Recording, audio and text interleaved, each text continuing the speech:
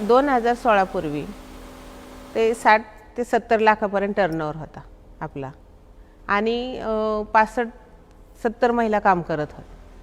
नंतर नोटबंदी आली, नोटबंदी झाली, परत आपली GST आला, GSTच्या नंतर प्लास्टिक बंदी झाली, प्लास्टिकच्या बंदीनंतर ही कोरोनाची बंदी झाली। मग ह्याच्यात जी भरडत गेलो ना आम्ही, तर त्याच्यात आता फक्त 6 ते 7 लाखावर टर्नओव्हर आहे वार्षिक।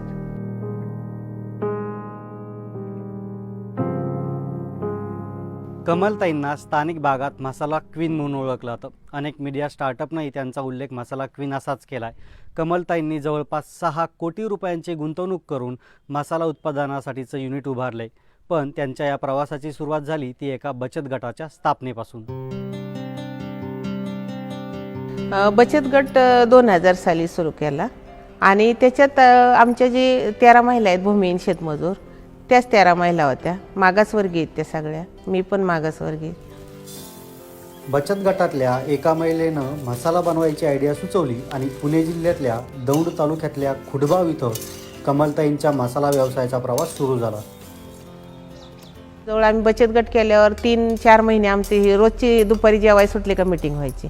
मग ह्याच्यातून ते विचार, मग एक जण म्हणले आपण मसाला कुटू, घरी कुटतो तसा। मग घरचा मसाला म्हणल्यावर ते वेगळीच चव, हातावर दगडाच्या उकळ्यात कुटलेली, तर त्याचे ते प्रसार होत गेला त्याचा। पुढे कमलताईंच्या बचत गटातील या महिलांनी पुणे आणि मुंबईतल्या सरकारी कार्यालयाबाहेर तसंच प्रदर्शनांमध्ये मसाला विकायला सुरुवात केली। नंतर मोठ्या रिटेल हायपर मार्केटमध्येही मसाला उपलब्ध करून दिला। सध्या कमलताई 35 प्रकारचे वेगवेगळे मसाले बनवत आहेत, पण 2016 पासून एकामागोमाग आलेल्या सरकारी धोरणांमुळे कमलताईंचा उद्योग संकटात सापडला। जेव्हा बिग बाजार चालू झाला आमचा, तर बिग बाजारमधून आपले महिन्याला 5 ते 6 लाखाचा माल जायचा, म्हणजे वार्षिक जवळजवळ 60 ते 70 लाखापर्यंत टर्नओव्हर झाला। 2016 मध्ये नाबार्डने लोन आपल्याला मंजूर केलं 53,53,000। त्याच्यानंतर मग ही बांधकामाला सुरुवात झाली, तर बँकेत गेल्यानंतर 25,000 ते 20,000 रुपये मिळायचे। मग ती बांधकामच 3 महिन्यात व्हायचं, त्याला वर्ष लागलं। नंतर ते वस्तूवर एक 6-7 महिने गेले, 17 मध्ये तर GST आला।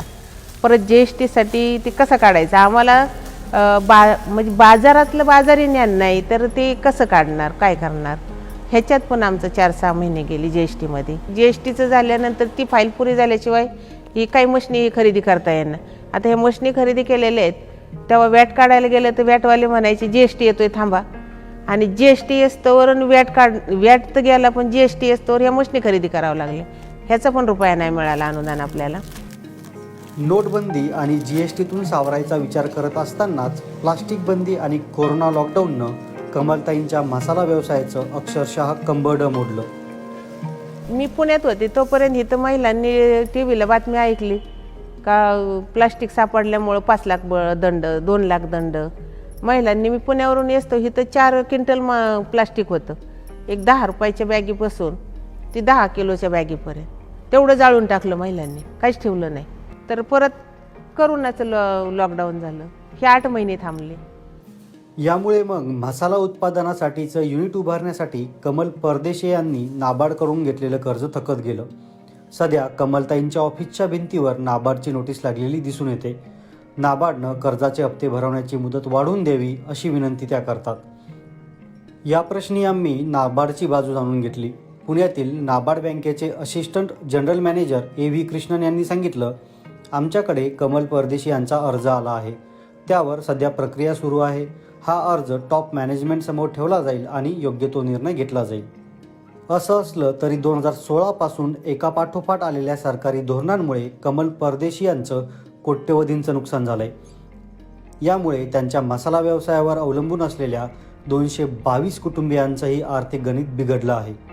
नुकसान म्हणजे मुलांची शाळा चांगली चालायची, घर चांगलं व्यवस्थित चालायचं, आलं गेलं सगळे व्यवस्थित व्हायचे, कुठले काम व्यवस्थित व्हायचे, आता काहीच होत नाही, कुठलंच काही नाही। आज या मसाला क्वीनच्या उद्योगाचा वार्षिक टर्नओव्हर 6 ते 7 लाख रुपये इतका आहे आणि सरकारने मदत करावी अशी त्या मागणी करतायत। कॅमेरामन नितीन नगरकर सोबत श्रीकांत बंगाळे, BBC न्यूज मराठी।